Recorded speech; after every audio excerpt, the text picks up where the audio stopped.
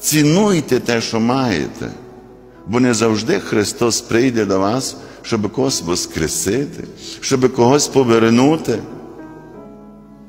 Часом не треба умирати. Часом може людина просто піти від тебе і все. Сім'ї розпадаються, люди розводяться.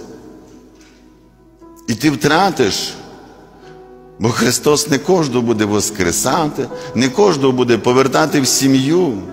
Цінуйте те, що маєте. Цінуйте. Господь Бог завжди біля нас. І нас ніколи не кидає.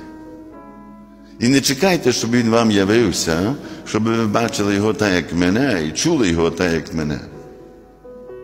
Будьте готові доторкнутися до Його одежі, будьте готові почути Його Слово.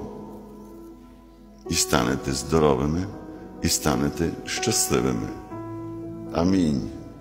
В ім'я Отця і Сина, і Святого Духа.